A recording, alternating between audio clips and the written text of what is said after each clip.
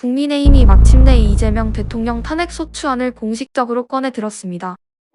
여러분 참다 영상을 올립니다. 시청하기 전에 구독, 좋아요 눌러주시고 댓글 써주시면 제가 소중히 읽고 더 열심히 영상 제작하겠습니다. 오늘도 대한민국 사회에서 논란이 되고 있는 사건을 정확히 빠르게 짚어보겠습니다. 지금 대한민국 정치권은 사실상 전면전으로 치닫고 있습니다. 국민의힘이 꺼내든 탄핵 카드는 단순한 위협이 아니라 실제 발의와 장외 투쟁까지 병행하겠다는 겁니다. 대통령 탄핵은 헌정 질서의 최후 수단입니다. 그런데 왜 지금 이 시점에서 야당이 이 강수를 꺼내 들었을까요? 이유는 단순합니다. 대한민국의 민주주의가 정상적으로 작동하지 않고 있다는 판단 때문입니다.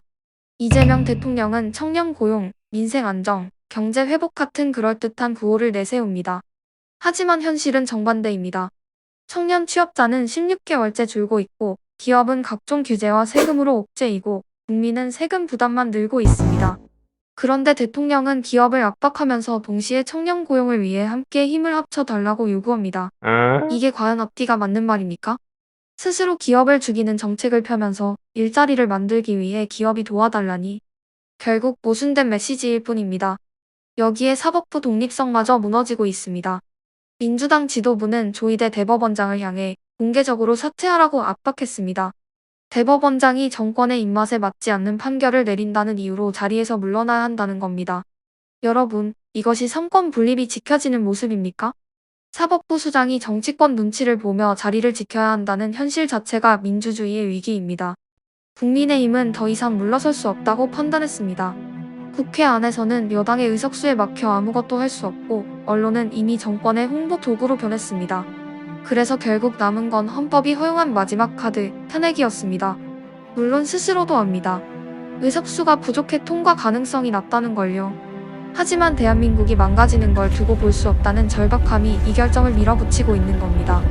여러분, 지금의 상황은 단순한 정치 공방이 아닙니다. 삼권 분립이 무너지고 언론이 통제되고 기업이 옥죄어지는 현실은 결국 국민의 자유와 생존을 위협합니다. 민주주의가 더 이상 기능하지 않는다는 야당의 외침은 결코 과장이 아닙니다. 이제 대한민국은 선택의 기로에 서 있습니다. 탄핵이냐 아니면 독재의 길이냐? 권력 비리를 견제할 수 있는 삼권 분립을 지켜낼 것이냐 아니면 정권이 원하는 사법부와 언론만 남길 것이냐? 여러분은 어떻게 보십니까? 국민의힘의 탄핵카드 무모한 도전입니까? 아니면 대한민국을 지키기 위한 불가피한 선택입니까? 지금의 대한민국 어디로 가고 있다고 보십니까? 여러분의 의견을 댓글로 남겨주세요. 구독과 좋아요는 영상 제작에 큰 힘이 되니 꼭 눌러주시고 다음 영상에서 뵙겠습니다. 끝까지 시청해주셔서 감사합니다. 여기는 국민의 외침